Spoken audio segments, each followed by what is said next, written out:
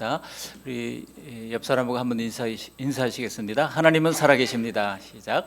하나님은 살아계십니다. 아멘. 우리가 어려운 때이지만은 하나님 살아계심을 믿고 우리 그리스도인들은 또 힘들어하는 사람, 우울증에 빠진 사람, 염려하는 사람 용기를 주고 힘을 주는 역할을 이때야말로 우리가 해야 되지 않겠습니까? 이때를 위하여 우리 그리스도인들이 있는 줄을 믿습니다. 오늘 읽은 본문의 말씀은 많은 사람들이 헌금 생활에 대한 말씀으로 오해를 하고 있습니다. 그런데 우리 예수님은 정말 헌금을 많이 하라고 이런 말씀을 주셨을까요? 그렇지 않습니다.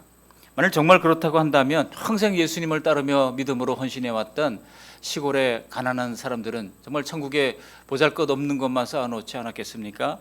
그렇지는 않잖아요. 예수님 당시에도 율법과 구약 성경을 읽을 때 편의대로 해석하는 사람들이 있었던 것처럼 오늘날도 그렇게 해석하는 사람들이 많습니다. 그러나 오늘 우리는 산상수훈의 말씀을 통해 주님의 경계하는 말씀을 잘 들어야 할 줄로 믿습니다. 과일을 재배하는 분들을 보면 과일이 열매를 많이 달리기 위해서는 봄 되면 사정없이 전지를 잘해줘야 합니다. 전지를 제대로 못해주면 과일이 제대로 열리지를 않습니다. 우리가 하나님의 말씀을 받을 때도 하나님의 전지 가위에 우리 자신을 맡겨야 합니다. 때로는 아플 수도 있지만 그런 말미암아 우리 삶에 풍성한 열매가 맺혀지게 되는 것입니다. 하나님의 말씀이 내 생각과 다르다 할지라도 언제든지 내 생각을 철회할 준비를 하고서 하나님의 말씀을 받아야 하는 것입니다. 성령께서 우리 모두의 귀를 열어주셔서 주님의 복된 가르침을 잘 듣게 되기를 주님의 이름으로 축복합니다. 마태복음 5장부터 7장까지 이 세 장을 산상수훈이라고 부릅니다. 예수님께서 산에서 올라가 제자들에게 주신 말씀입니다. 이 복음서를 기록한 마태서도는 원래는 레위인이었습니다. 그러나 그의 생업을 위하여 할 수 없이 로마의 지배 아래 세리가 되어서 로마를 위한 세금을 걷는 사람이 되었습니다. 그러니까 유대인들로부터 지독히도 비판을 받았고 사람들이 싫어했던 직업을 가지고 있었던 셈입니다. 그러나 그가 세관에 앉아 있을 때 예수님을 만나 모든 것을 다 내려놓고 예수님을 따라 나섰던 사람입니다. 그리고 이 복음서를 기록할 때쯤 되어서는 그의 신앙이 더욱더 원숙해져서 예수님이 말씀하시는 그 의미가 무엇인지를 성령님의 감화로 말미암아 완벽하게 깨달았던 것입니다. 여러분 성경 마태복음 필사하시면서 느꼈겠지만 그래서 왕의 코로네이션이라고 불리는 예수님의 왕으로 오시는 예수님의 즉위식, 이것이 바로 마태복음에서 그려내고 있는 모습인 것입니다. 정확하게 하나님의 의도를 분명히 깨닫고 그 의도대로 예수님에 관한 기록을 잘 남겼던 마태입니다. 치밀하게 복음서를 전개시키고 있기 때문에 우리는 특별히 이 복음서를 읽으면서 특별히 이 산상수훈을 읽으면서 이것을 한 부분 볼 것이 아니라 전체를 한 덩어리로 볼 필요가 있습니다. 그래서 바로 신해산 언약과 대비되는 이제 새 언약의 백성들에게 주신 하나님의 말씀이라고 하는 것입니다. 그것이 바로 팔복의 마음이요, 그것이 바로 마음은 팔복의 마음을 가지되 우리의 손발은 소금과 빛이 되어서 세상 속에서 드러내야 한다고 하는 것을 우리 지난 2주간에 걸쳐서 말씀을 드린 바 있습니다. 그리고 우리가 새 계명의 백성으로 하나님을 따르는 교회가 된 것입니다. 교회는 건물이 아니요, 교회는 어떤 조직이 아닙니다. 어떤 교단도 아닙니다. 교회는 바로 하나님의 백성들의 공동체, 하나님의 백성들이 모인 곳, 그곳이 바로 교회인 것입니다. 우리 자신이 바로 산상수훈의 말씀대로 새 사람이 되어서 주님의 교회가 된 것입니다. 그리고 오늘 본문의 말씀은 이 산상수훈을 받은 천국 성도들에게 계속해서 6장의 말씀을 통하여 교훈을 주고 계시는데요. 우리가 6장 앞부분을 자세히 보시면 바리새인과 서기관들의 잘못된 신앙의 모습을 질타를 하고 있습니다. 그리고 나서 오늘 주시는 이 말씀을 하고 있는 겁니다. 하늘에 쌓아두라, 보물을 하늘에 쌓아두라, 이 말씀을 하고 있는 것이죠. 지금 이 사회에서는요, 교회를 그저 종교 중에 하나로 분류를 합니다. 기독교라고 하는 카테고리 안에 집어넣습니다. 그러나 엄밀하게 말하자면 기독교는 종교가 아닙니다. 인간의 본성상 신의 존재를 찾고 영혼의 문제에 관심을 가지고 영혼을 추구하는 욕구에서 각종 종교가 발생합니다. 그러나 기독교 신앙은 유일하게 창조주 하나님이 먼저 내려오셔서 우리에게 찾아오시고 우리를 만나주신 것입니다. 우리가 찾아가는 것이 추구 종교라고 한다면 기독교는 우리에게 먼저 하나님이 찾아오시는 계시 종교입니다. 그래서 우리에게 찾아오셔서 하나님과 인격적으로 교통하는 관계를 갖게 된 겁니다. 그래서 기독교는 엄밀하게 하나님과의 관계입니다. 그런데 불행하게도 오늘날 교회 안에도 참된 신앙, 즉 하나님과의 인격적 관계는 도외시한 채 그저 종교적 신앙에만 머물러 있는 사람들이 있습니다. 구약 성경 시대에도 그런 사람들이 있었고 예수님 당시에도 서기관과 바리새인들이 그랬습니다. 그들은 대부분 종교적 신앙으로 전락해 있었던 겁니다. 그래서 그들은 이 종교적인 여러 가지 율례들과 지키는 행위들을 다른 사람들에게 보이려고 하는 외식적 행위로 전락해버리고 말았던 겁니다. 그래서 예수님께서 선을 그어주시지 않습니까? 6장 앞부분에 참된 구제와 참된 기도와 참된 금식이 무엇인가 하는 것을 엄중하게 말씀하신 바 있습니다. 그들은 많은 사람들 앞에 구제품을 내놓고 나팔을 불면서 자신의 선행을 공개적으로 자랑했습니다. 그리고 기도를 할 때도 많은 사람들이 모인 곳에서 두 손을 들고 그들이 그 수사학으로 풍성한 그런 그 많은 긴 기도를 통하여 내가 기도를 이렇게 잘하는 사람이라고 하는 것을 드러냈던 겁니다. 그리고 금식할 때도 얼굴을 슬프게 하면서 내가 지금 금식 중이라고 하는 사람을 금식 중이라고 하는 사실을 은연중에 사람들에게 자랑하고자 했다는 것입니다. 그러나 이에 대해서 우리 예수님이 그 종교 행위의 동기가 잘못된 것을 지적하고 있는 것입니다. 그들은 하나님이 아니라 바로 나를 보고 있는 사람들을 의식하는 그런 신앙생활을 했다고 하는 것입니다. 하늘의 복을 위해서가 아니라 현세의 복을 얻기 위해서 그들이 이런 일들을 하고 있다는 것입니다. 그 결과 정말 그들이 의도했던 대로 이 땅에서 얻고자 했던 목적을 그들은 받았습니다. 사람들의 칭찬을 받았을지는 모르지만은 하늘에 쌓은 상은 없다고 우리 예수님께서 판결을 하고 있는 것입니다. 그러면서 오늘 본문에 너희는 그들처럼 하지 말라는 것입니다. 그러면서 천국의 보물을 쌓아두라고 말씀하고 있는 겁니다. 그렇기 때문에 오늘 주시는 말씀은요, 단순한 헌금 설교가 아닙니다. 이것은 바로 새언약 백성다운 삶으로 우리가 알아야 할 하나님의 모습을 계시해 주시는 것입니다. 오늘 본문에도 드러나는 하나님의 모습이 있는데요, 오늘 본문에 드러나는 하나님의 모습을 세 가지로 정리하면서 함께 은혜를 나누고자 합니다. 첫 번째로 우리를 위하시는 하나님이십니다. 하나님은 우리를 위하시는 분이십니다. 두 번째로 하나님은 우리의 마음을 살피십니다. 우리의 외적인 경건이 아니라 우리의 내면의 동기, 우리의 마음을 살피시는 하나님이십니다. 그리고 마지막으로는 하나님은 우리에게 선택을 요구하시는 하나님이라고 하는 것입니다. 이런 하나님의 속성을 생각하면서 함께 은혜 나누기를 바랍니다. 첫 번째로 하나님은 우리를 위하시는 하나님이라고 하는 것입니다. 우리 같이 한번 해보실까요? 하나님은 우리를 위하십니다. 시작. 하나님은 우리를 위하십니다. 예수님이 이 명령을 우리에게 주시고 있잖아요. 네 보물을 하늘에 쌓아두라. 그리고 쌓아두지 말라. 땅에 쌓아두지 말라. 다 명령형이잖아요. 명령을 주시는 것도 다 우리를 위한 명령입니다. 특별히 보물을 하늘에 쌓아두라고 말씀하고 있는데요, 우리 19절 20절 말씀을 같이 한번 읽어보시겠습니다. 19절 20절입니다. 너희를 위하여 보물을 땅에 쌓아두지 말라. 거기는 좀과 동록이 해하며 도둑이 구멍을 뚫고 도둑질하느니라.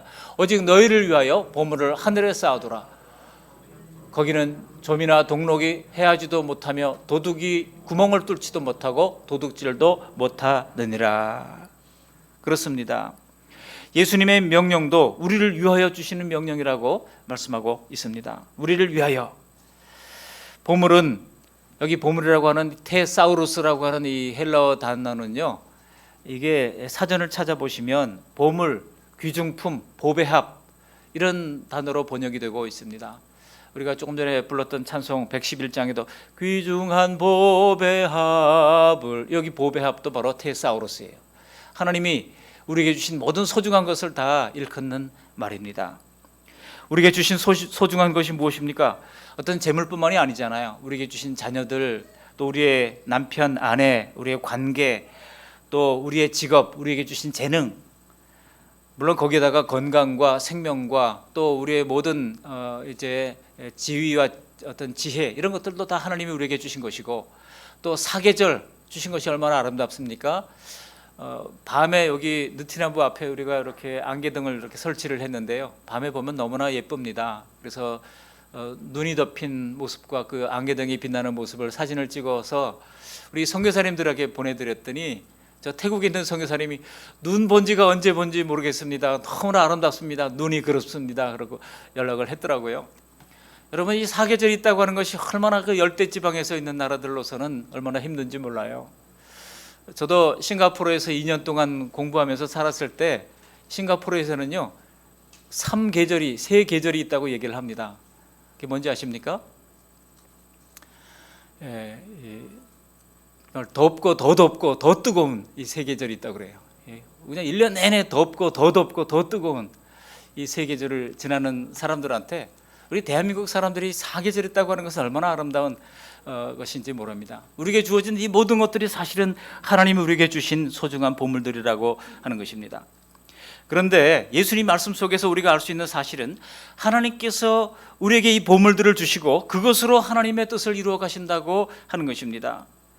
전능하신 하나님이 혼자서도 할 수 있지만은 하나님은 바로 우리에게 주신 보물을 통하여 그 일을 이루어 가신다고 하는 것입니다. 그렇기 때문에 이 소중한 것들을 우리는 하나님과 상관 있는 모습으로 연관하면서 살아야 한다는 것입니다. 19절을 보시면 나를 위해 땅을 쌓아두는 보물에는 좀과 동록이 해하고 도둑이 구멍을 뚫고 도둑질한다고 말씀하십니다. 요즘은 도둑들이 구멍을 뚫고 도둑질하는 사람들은 별로 없습니다. 요즘은 보이스피싱이나 또 고도의 금융 사기로 사람들의 이 금전을 갈취해가는 그런 도둑들이 여전히 존재하고 있는 것을 알 수 있습니다. 오늘 이 말씀은 사람이 자신의 영광만을 위해서 쌓고 사용하는 것들은 결국은 의미가 없다는 것을 말씀하고 있는 것입니다. 우리는 영생을 염두에 두고 늘 관심을 일깨워서 하나님 나라에 접속되어진 삶을 살아야 한다는 것입니다.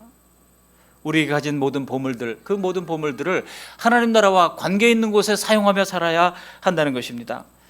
이러한 영적 감각을 잃지 않도록 날마다 조심할 필요가 있습니다. 근데 어떤 분들은요 일주일 내내 하나님 나라가 나가 있어요. 저 우주에 버렸다가 또 주일날 되면 서둘러서 이 하나님 나라를 또 내가 하나님 나라의 백성이지 하고 돌아오는 분들이 있습니다. 그러나 그렇게 주일에만 그리스도인으로 살아가는 것은 하나님 나라 백성으로서 부족한 것입니다. 우리는 내게 주신 직장과 사회적 지위와 내게 주신 어떤 권세로 어떻게 하나님 나라를 위하여 내가 기여해야 할 것인가 늘 생각할 필요가 있는 것입니다. 재물에 있어서도 마찬가지입니다. 하나님 나라를 위해 사용할 재물에 대해서도 하나님은 적어도 10분의 1 정도의 기준을 제시해 주신 것입니다. 사실 우리가 월급을 타고 장사를 해서 벌 수 있는 돈으로는 항상 생활하기에도 빠듯합니다. 그런데 성경이 우리에게 알려주시는 것은 하나님이 주신 것 중에는 하나님의 10분의 1이 들어있다는 것입니다. 물론 본래 다 하나님의 것이지만은 재물의 주되심을 고백하고 인정하라고 10분의 1을 더 얹어서 주신 것입니다. 마치 옛날에 자녀들에게 용돈을 줄 때요 4월달에 우리 아내 생일이 있는데 4월달 되면 우리 아이들한테 슬쩍 10,000원 하나 더 얹어서 주는 거예요. 야, 이 4월달에 엄마 생일이 있어 하고 더 얹어주면 돼. 그러면 자기들이 알아서 더 좀 지혜로운 자녀들은요 10,000원만이 아니라 더 비싼 거를 또 이렇게 선물하는 친구도 있고 좀 인색한 친구는 한 7,000원쯤 선물하고 3,000원쯤 자기가 또 중간 심부름값으로 챙기는 애들도 있고 그래요. 근데 우리 하나님이 그런 마음인 것 같아요. 하나님 되심을 인정하라고 우리의 소득에다가 10분의 1을 더 얹어서 주시는 것입니다. 그러니까 이것은 10분의 1을 우리가 하나님께 다 드려도 하나님께서 살만하게 만들어 주신다는 것입니다. 물론 어떤 성도님들의 가정은 정말 너무나 어려워서 그 수입이 생계에도 부족한 분들이 있습니다. 그런데 그런 분들이 정말 최선을 다하여 하나님 앞에 11조를 드리고 헌금하는 모습을 보면 저 솔직한 목사의 마음은요 지금 그렇게 어려운데 헌금하지 마세요. 차라리 그렇게 말씀드리고 싶어요. 큰 어려움에 처해 있는 성도들이 11조를 생각하면 정말 가슴이 울컥해집니다. 물론 어떤 분들은 믿음으로 드리면 하나님께서 더 채워주신다고 생각하는 분들이 있습니다. 근데 여러분 근데 하나님께서 그런 훈련이 필요하다면 하나님이 다 그렇게도 인도를 하시기도 하지만은 항상 그런 것만은 아닙니다. 사실 저도 선교단체 간사로서 오랜 세월 일을 하면서 그 어려운 순간들이 많았습니다. 그런 훈련을 하나님께서 다 경험하게 하셨습니다. 일찍이 다 그런 훈련을 다 시켜주셨습니다. 제가 속한 선교단체 출판부가 자꾸 번성을 해가지고요, 엄청난 이제 지금 우리나라 기독교 출판계 이제 3위로 올라섰습니다.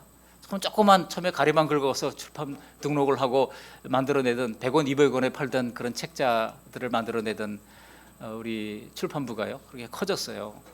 그러다 보니까 제가 선교단체 간사로 있을 동안에 이 출판부가 한번 전국에 있는 모든 우리 간사님들 100여 명의 간사님들한테 한 200만 원 정도 되는 그런 보너스를 지급을 한 적이 있어요. 꽤 큰 돈이죠. 한 100명에게 200만 원씩 하면 얼마입니까? 그런데요, 그때 마침 우리 신입 간사 훈련원을 대구에다가 만들려고 준비를 하고 있었습니다. 뭐 턱없이 부족한 모든 준비죠. 그럴 때 어떤 선배 한 분이 우리가 이거 없어도 지금까지 없어도 살아왔는데 이거를 우리가 가질 게 뭐냐, 우리 거기다가 합시다 그랬어요. 근데 사람들이 그거 오랜만에 정말 우리가 이런 날이 오는가 하고 이제 미소가 한바구음을 띠면서 우리 간사님들이 서로 막 입이 귀에 걸렸죠. 근데 갑자기 그 선배가 그런 얘기를 하는데 다들 그냥 그 시어머니 보듯이 그 선배님을 보면서 왜 그런 제안을 하느냐 말이죠. 근데 여러분, 결국 우리가 다 그거를 다 거기에 드리고 다 마음에 기쁨이 찾아오는데요, 좀 헤아릴 수 없는 기쁨. 우리가 처음부터 그거 바라고 이 사역 했던 거 아니잖아, 하나님 바라고 했지. 그러면서 하나님께서 주시는 그런 새로운 기회를 우리가 가지게 됐던 경험이 있습니다. 그러나 여러분, 절대적으로 부족한 중에도 하나님께서 훈련을 시키시는 그런 경험들이 그렇지만 모두에게 그러시지는 않습니다. 아직 하나님의 인도를 처음으로 받는 그런 분들, 막 세례를 받은 그런 분들에게 무조건 드리면 더 많이 주신다고 하는 속설을 우리가 주장한다고 하면 이것은 성경을 잘못 이해하는 것입니다. 우리의 헌금은 현세에서 이익을 바라는 어떤 주식 투자 같은 것이 결코 아닙니다. 만일 후하게 되돌려 받을 것을 계산하고 드리는 것이 우리의 헌금이라고 한다면 정말 주님이 그것을 기뻐 받으시겠습니까? 오늘 19절에도 보물을 하늘에 쌓아두라고 말씀하고 있는데요, 하늘에 쌓아둘 때는 우리가 다른 사람의 헌금에 대해서 판단하면 안 됩니다. 예수님은 동전 2개를 넣는 여인을 보시고 가장 많이 드렸다고 말씀하고 있지 않습니까? 왜 그렇습니까? 그 여인이 마음을 거기에 다 담아서 드렸기 때문인 것입니다. 아무리 많이 드려도 마음을 담아 드리지 않는 것에는 하나님이 기뻐 받으시지 않으시는 것입니다.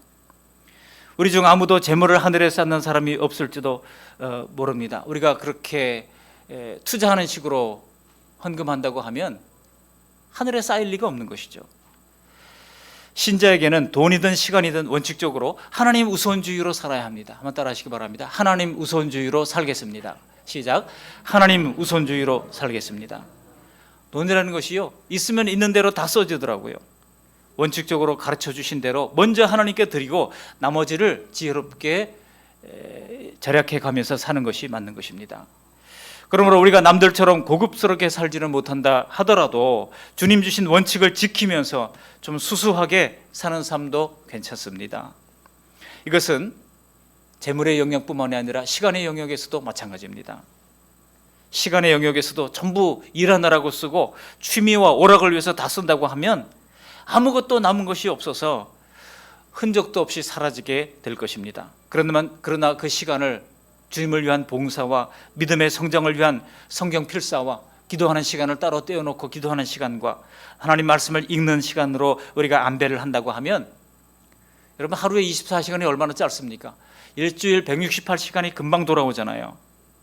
그 시간에 헌신도 우리가 하나님 앞에 할 수가 있어야 하는 것입니다. 기도 시간을 정해서 하고, 새벽에 못 나오시는 분들은 저녁에라도 시간을 정해서 기도하는 시간을 가지시고, 정말 우리가 영생을 얻는 하나님의 백성이 되었다고 한다면 그 나라에서 살 준비를 이 땅에서도 해가는 것이 지극히 당연한 것 아니겠습니까? 그런데 이런 헌신된 삶에는 그에 따르는 하나님 나라에서의 상급이 있다는 것입니다. 한번 옆 사람에게 말씀해 보십시오. 상급이 있습니다. 상급이 있습니다. 여러분, 오늘 이렇게 강추위 속에서 예배하러 나오는 거 쉽지 않습니다. 비대면으로 예배하시는 분들도 단정한 복장으로 예배할 수 있어야 합니다. 나오시는 분들은 어떻습니까? 나오기 위해서 거울 한 번 더 봐야 되고 또 복장을 갖추는 것이 시간이 많이 걸리잖아요. 복장을 다 갖추어 있고 나오는 것이 또 이 엄중한 시기에 얼마나 우리가 또 소독도 하고 준비하면서 나오셨겠습니까? 근데 그 모든 것에 하나님께서 상급을 예비하고 계시다는 거예요. 20절의 말씀도 보면 이렇게 말씀하고 있잖아요. 20절 말씀을 우리 다시 한번 읽어보실까요? 20절, 오직 너희를 위하여 보물을 하늘에 쌓아두라. 거기는 좀이나 동록이 해하지 못하며 도둑이 구멍을 뚫지도 못하고 도둑질도 못하느니라. 여기도 오직 너희를 위하여라고 말씀하고 있죠. 오직 너희를 위하여 보물을 하늘에 쌓아두라고 하고 있습니다. 하늘에 쌓아두라는 이유는 바로 우리 자신을 위해서라는 겁니다. 하나님을 위해서겠습니까? 모든 우주 만물을 창조하신 하나님이 부자신데 하나님을 위해서가 아니고 오직 우리를 위하여 하늘에 쌓아두라고 말씀하고 있는 겁니다. 예수님께서는요, 하나님을 위한 봉사와 하나님을 위한 헌신에 따르는 상이 있음을 이미 베드로가 질문할 때 말씀해 주신 바가 있어요. 뭐라고 말씀하셨습니까? 마태복음 19장 29절 말씀을 함께 읽어보십니다. 또 내 이름을 위하여 집이나 형제나 자매나 부모나 자식이나 전토를 벌인 자마다 여러 배를 받고 또 영생을 상속하리라. 아멘. 근데 이 말씀을 보면서 제가 이 선교단체 간사에서 학생들 지도하면서 학생들한테 이 말씀에서 뭐가 은혜가 되냐 물어봤어요. 그랬더니 딱 두 그룹으로 나눠져요. 어떤 아이들은 영생을 상속하리라, 이게 참 은혜가 됩니다, 그렇게 말하는 아이들이 있었고, 근데 대부분의 아이들은요, 어디에 은혜를 받는지 아세요? 여러 배를 받고 여기에 은혜를 받더라고요. 여러분은 어떻습니까? 우리의 믿음의 수준이 이 땅에서 여러 배를 받는 것에만 관심을 가진다고 그러면 아직 우리의 믿음의 수준이 초보의 단계에 머물러 있는 것입니다. 영생을 상속하리라, 이 땅의 것들은 다 사라지고 말 것 아니겠습니까? 하나님이 이 땅에 상급으로 주셔도 다 사라지고 말 것입니다. 다 상대적인 것입니다. 그러므로 필요한 것만 있으면 되지 불필요한 것까지 다 지고 갈 필요가 없습니다. 우리는 하나님께서 약속하신 말씀을 믿어야 합니다. 우리 모든 필요를 채우시는 하나님입니다. 초대교회의 모습이 어떻습니까? 필요를 따라 나눠주는 공동체였어요. 욕심을 따라 나눠주지 않았습니다. 하나님은 욕심을 채워주시는 하나님이 아니에요. 우리의 필요를 채우시는 하나님이십니다. 그래서 일용할 양식을 채워주시죠. 한 달치의 양식을 채워주시는 분이 아니라 일용할 양식을 채워주시는 분입니다. 아유, 하나님 째째하게 왜 그렇게 맨날 찔끔찔끔 주셔요? 여러분, 그렇게 말할 것이 아닙니다. 하나님 우리의 모든 필요를 아시고 그 필요에 맞게 공급해 주시는 하나님이십니다. 그러므로 매일의 일용할 양식을 감사할 수 있어야 하는 것입니다. 우리의 수고와 헌신을 주님께서는 결코 별것 아닌 것처럼 여기지 않으십니다. 이 추위에 이렇게 피곤한 몸으로 하나님을 예배하기 위해서 준비해서 나오신 여러분, 또 가까운 길 먼 걸 이렇게 오신 여러분, 하나님께서 다 그 상급을 채워주시는 줄을 믿습니다. 일부 예배에 우리 윤병옥 집사님 오시는데요, 윤병옥 집사님 집이 춘천교육대 바로 앞에 있어요. 제가 한번 걸어봤어요. 얼마나 시간이 걸리는가. 근데 이분이 맨날 걸어오시거든요. 9시에 예배를 드리는데 걸어오려면 얼마나 걸리겠는가 걸어봤더니 1시간 반이 걸려요. 1시간 반을 이분은 뭐 운동하신다고 그러는데 7시 반부터 걸어오셔야 돼요. 매번 그렇게 예배를 참석하십니다. 여러분, 하나님이 그 마음을 다 아시는 줄 믿습니다. 그거 보통 일이겠습니까? 왜 많은 사람들이 질문합니다. 왜 교회 다니는 사람들은 하나님이 있다고 그러면서 이 세상이 불공평하냐고 질문을 하고요. 두 번째로는 왜 예수 안 믿으면 지옥 가냐고, 지옥 간다고 그렇게 우리를 위협하냐고 그렇게 이야기를 합니다. 그런데 여러분, 이 땅에서 어렵게 살다가 불쌍하게 죽은 사람하고 온갖 불의를 저지르면서 사람을 죽이고 호의호식하는 사람하고 똑같이 죽어서 그것을 끝이라고 한다면 그게 더 불공평한 거잖아요. 안 그렇습니까?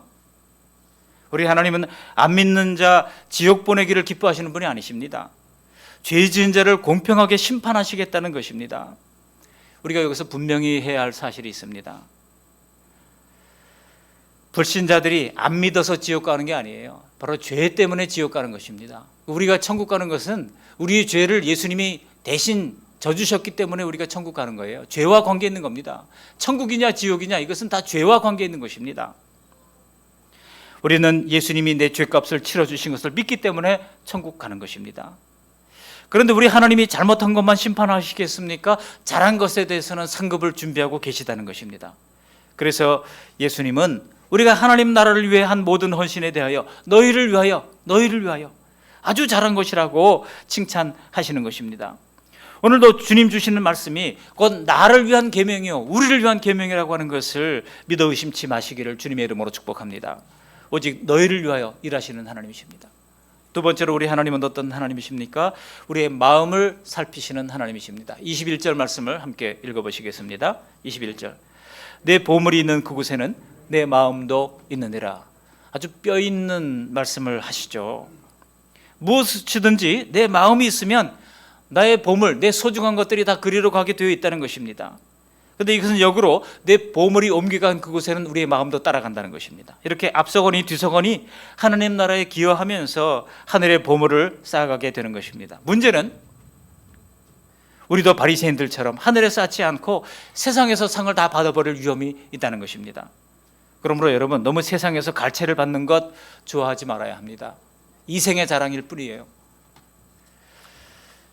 우리에게 두 가지 본성이 있잖아요. 바로 타고난 본성과 하나님을 알고서 우리에게 생긴 새로운 성품, 제2의 본성이 있습니다. 제1의 본성은 바로 죄성입니다.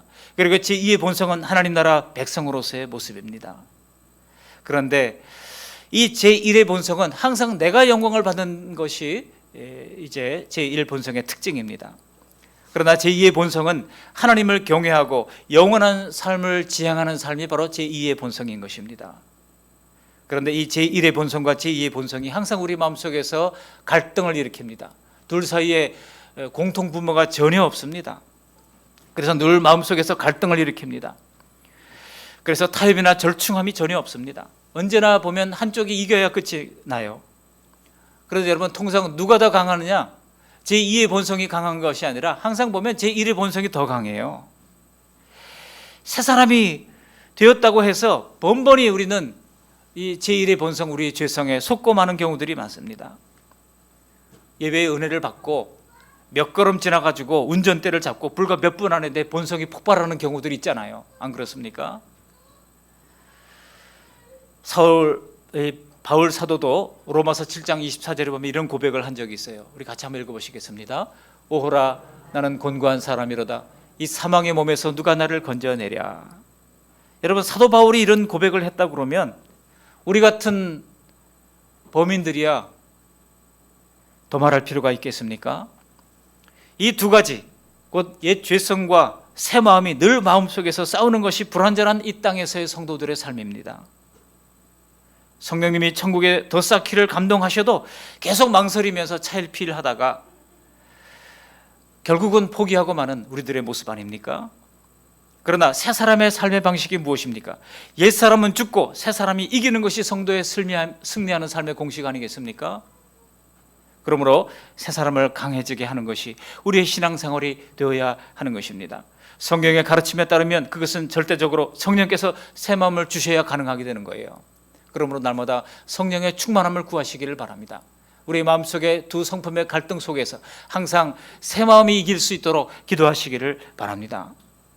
조금 전에는 서 있었는데 곧바로 넘어지는 그런 경험들이 얼마나 많습니까? 따라서 우리는 우리의 죄성이 우리의 신앙생활을 교묘히 이용하지 않도록 항상 경각심을 가지고 우리 내면을 주시할 필요가 있습니다. 고린도전서 10장 2절에 이렇게 말씀합니다. 함께 읽어보시겠습니다. 그런즉 선줄로 생각하는 자는 넘어질까 조심하라. 여러분, 그래서 지난주에 은혜 받았다고 오늘까지 은혜가 유지된다고 생각해서는 안 됩니다. 내가 10년 전에 은혜 받았다고 지금까지 은혜가 있습니까? 아니죠.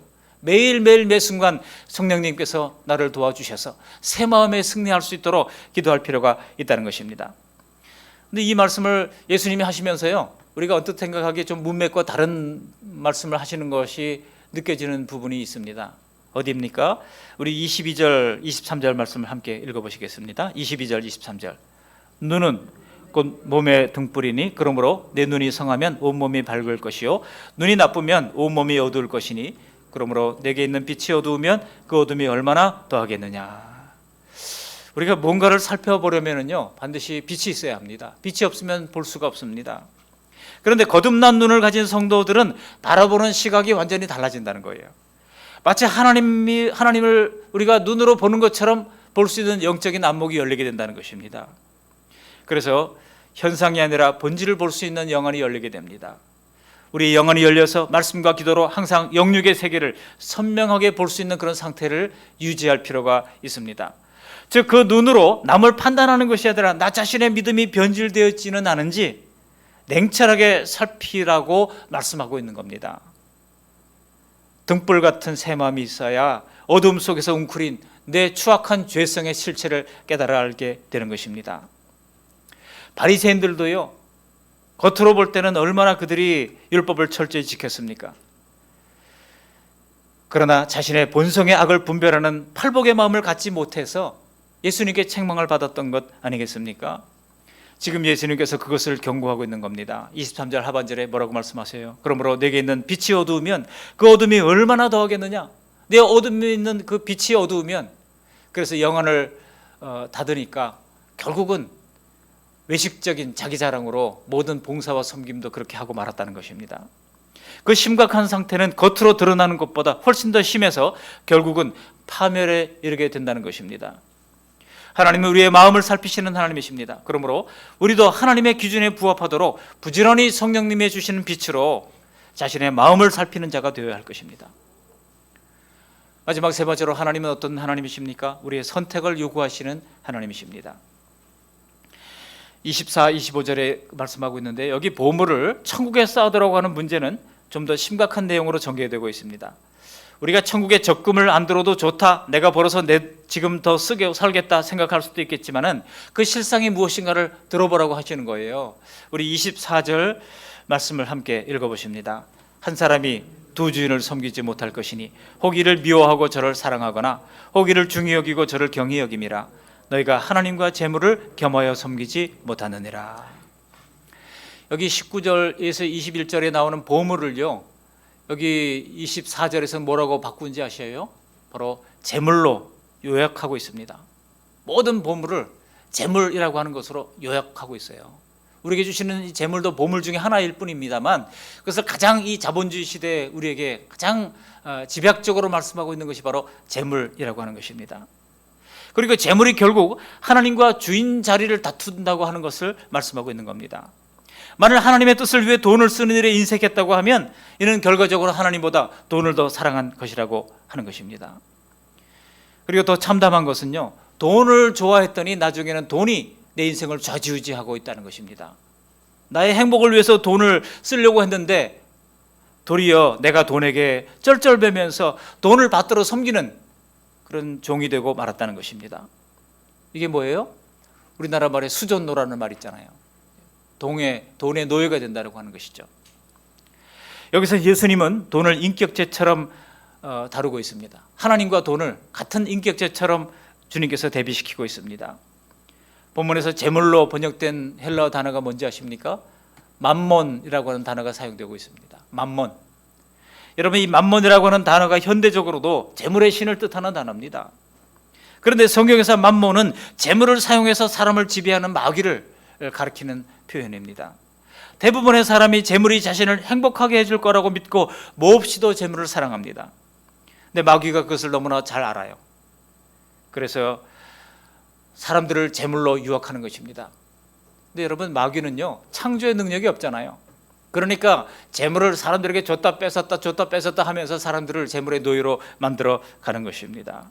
돈 맛을 보여주면 돈의 노예가 된다고 하는 것을 마귀가 너무나 잘 알기에 처음부터 그 사실을 간파하고 있기 때문에 사람들에게 재물을 섬기라고 그렇게 하는 것입니다. 여러분, 하나님을 모른 채 재물을 주인으로 섬기는 사람에게 그 재물을 뺏어간다면 어떻게 됩니까? 사람들은요, 그 없어진 돈과 함께 인격이 파멸되어 가는 것입니다. 어떤 물건을 살 때도 우리가 매장에서 직접 선 것하고 인터넷에서 본 가격하고 너무나 차이가 나면 우리가 속이 상하잖아요. 우리가 막 속이 상하고 내가 왜 그렇지, 바보 같은 결정을 했어, 그렇게 생각하잖아요. 여러분, 이게 단위가 커져가지고요, 만일 부동산을 사고 팔 때 그런 일을 당한다 그러면 어떻게 됩니까? 우울증에 걸리는 사람이 있어요. 조금만 참을 걸, 계속 올라가는데 팔았더니 갑자기 막 2억이 오르고 3억이 오르고 서울 같은 동네는 막 올라가잖아요. 그러면 그것 때문에 우울증에 걸리는 사람들까지 생깁니다. 혹시 그런 경험 있으세요? 오늘 예수님이 사람이 하나님을 주인으로 섬기지 않으면 돈을 주인으로 섬긴다고 하는 말씀은 믿어지지 않지만 오늘날도 사실인 것입니다. 바로 이것이 맘몬의 신 마귀가 사람의 운명을 이렇게 돈으로 쥐락펴락할 수 있는 이유인 것입니다. 마귀는 심지어 예수님께도 나타나서 세상의 영광을 보여주면서 마치 세상의 모든 부가 영광이 자기 것처럼 주장하고 있는 것을 볼 수 있습니다. 자기가 주인 행세를 하는 거예요. 어디 있습니까? 마태복음 4장 8절 9절 말씀을 함께 읽어보시겠습니다. 4장 8절 9절입니다. 마귀가 또 그를 데리고 지극히 높은 산으로 가서 천하만국과 그 영광을 보여 이르되 만일 내게 엎드려 경배하면 이 모든 것을 내게 주리라. 단지 돈을 좋아하는 줄만 알았는데 상황은 더 심각해서 결국은 돈을 깔고 앉은 마귀를 섬기는 그런 형국이 되고 만다는 겁니다. 우리가 천국 시민이 되었지만 하나님을 주인으로 섬기면서도 이 땅에 속한 본성이 남아서 어느새 돈이 주인 자리를 넘본다는 거예요. 아니던가요? 사실 세상에서 돈으로 할 수 있는 일이 얼마나 많습니까? 요즘요, 돈이 없으면 정말 자기 자존심도 못 지키는 그런 시대입니다. 문제는 우리에게 쓸 돈은 항상 부족하게 마련이라고 하는 것입니다. 실제로 빠듯하죠. 그렇다면 해답이 무엇입니까? 오늘 예수님은 이 문제에 대한 해답으로 하나님 아버지의 공급하심을 믿으라고 말씀하고 있습니다. 25절 말씀을 함께 읽어보시겠습니다. 25절, 그러므로 내가 너희에게 이르노니 목숨을 위하여 무엇을 먹을까 무엇을 마실까 몸을 위하여 무엇을 입을까 염려하지 말라. 목숨이 음식보다 중하지 아니하며 몸이 의복보다 중하지 아니하냐. 하나님 아버지의 공급하심을 믿으라는 거예요. 한번 따라 하시겠습니다. 하나님 아버지의 공급하심을 믿읍시다. 시작. 하나님 아버지의 공급하심을 믿읍시다. 하나님 아버지는 필요를 채우시는 하나님이십니다. 욕심을 채우시지는 않지만 필요를 채우시. 하나님 필요합니다라고 구해야 돼요. 하나님 채우신다고 약속하지 않으셨습니까? 필요합니다. 그러니 채워주세요. 이런 기도를 하나님께서 들으십니다. 하나님, 우리 개인적으로 뭐 세상에서 잘 되고 풍성하게 하시고 부자가 되게 하시고 이런 기도는 들어주지 않으세요. 욕심을 따라 구하는구나. 여러분, 욕심을 따라 구하는 것은요, 탐욕입니다. 탐심은 우상숭배라고 그랬어요. 주님은 그것을 너무나 잘 아시는 것입니다. 더구나 더 나아가서 6장 31절 32절에 보면 이런 말씀을 하고 있습니다. 함께 읽어보시겠습니다. 6장 31절 32절. 그러므로 염려하여 이르기를 무엇을 먹을까 무엇을 마실까 무엇을 입을까 하지 말라. 이는 다 이방인들이 구하는 것이라. 너희 하늘 아버지께서 이 모든 것이 너희에게 있어야 할 줄을 아시느니라. 아멘. 하나님은 우리에게 필요한 것이 무엇인지를 다 아신다는 것입니다. 이미 다 알고 계세요. 그동안 하나님이 다 주시지 않으셨다면 우리가 어디서 이 모든 것을 얻어서 지금까지 유지할 수가 있었겠습니까? 이미 하나님이 우리를 지금까지 먹이시고 우리 지금까지 자녀들을 길러주신 그런 은혜가 있었던 겁니다. 그런데 이제 와서 내 돈으로 내 손으로 돈 몇 푼 더 모으겠다고 아둥바둥하면서 사는 삶을 안타깝게 보시면서 이렇게 말씀하고 있는 겁니다. 뭘 먹을까 뭘 입을까 너 위험해하지 말라고 말씀하고 있는 겁니다. 알고 보니 돈은 내 손으로 벌어온 것이 아니라 그동안 하나님이 우리에게 쥐어주신 거예요. 뭐라고요? 하나님이 우리에게 쥐어주셨어요. 생각지도 않은 것들을 쥐어주셨고 날마다 우리의 필요를 알맞게 쥐어주셨습니다. 여러분, 하나님이냐 재물이냐 주인 선택을 잘 하시기를 바랍니다. 말씀을 정리합니다. 우리는 곧 하나님 앞에 설 것이고 이 땅에서 내가 하나님을 위해 하늘에 쌓은 것들을 내 눈으로 다 보게 될 것입니다. 어쩌면 있을 것이라고 생각한 것은 하나도 없고 생각지도 못한 것들만이 남아있을지도 모릅니다. 우리가 천국에서 하나님을 뵙고 나를 기쁘게 영접하시는 주님을 볼 때 그 기쁨은 물론 헤아릴 수 없을 것입니다. 그러나 내가 이 땅에서 하늘로 옮겨간 것들을 볼 때 인생에 대한 아쉬움으로 탄식할지도 모릅니다. 마음을 담아 하나님 앞에 드렸던 모든 것들이 하늘에 쌓이는데 그동안 드렸던 것이 마음이 담기지 않고 그저 이생의 자랑으로 쌓았다면 하늘에는 보잘것없는 것들만 쌓여있을 것입니다. 그런 인생에 대한 아쉬움으로 탄식할 수도 있습니다. 단지 내가 남들이 하는 것만큼 많이 하지 못한 것 때문만은 아닙니다. 내가 할 수 있었는데도 그 정도는 할 수 있었는데도 하지 않은 것에 대해 안타까워할 것 같습니다. 오늘 예수님의 말씀대로 너희를 위해 우리 자신을 위해 보물을 하늘에 쌓아두는 지혜롭고 선한 성도들이 다 되시기를 바랍니다. 뿐만 아니라 오늘 계시된 하나님의 세 가지 성품, 우리를 위하시는 하나님을 신뢰하시고 우리의 마음을 살피시는 하나님께 외모가 아닌 진실한 마음을 드리며 우리의 선택을 요구하시는 하나님 앞에 없어질 재물이 아니라 영원한 하나님 나라를 즐겁게 선택해 나가는 복된 신앙생활 하시기를 주님의 이름으로 축복합니다. 아멘. 고마우신 하나님, 날마다 귀한 주님의 말씀 들려주심을 감사합니다. 오늘 하늘에 쌓아두라고 하는 말씀을 통하여 하나님의 세 가지 성품을 살폈습니다. 우리를 위하시는 하나님을 더욱더 굳건하게 신뢰할 수 있도록 도와주시고, 하나님이 명령하신다면 다 우리를 위하는 것이고, 하나님이 책찍질을 하신다면 다 우리를 위하시는 것임을 믿음으로 의심하지 아니하도록 도와주시며, 우리의 마음을 살피시는 하나님 앞에 외모가 아니라 진실한 마음을 하나님 앞에 드리기를 소망합니다. 우리의 선택을 요구하시는 하나님 앞에 없어질 재물을 선택하는 것이 아니라 영원한 하나님 나라를 즐겁게 선택해가는 복된 주의 백성, 신실한 새 언약의 백성들 다 될 수 있도록 도와주시옵소서. 예수님의 이름으로 감사하며 기도합니다. 아멘.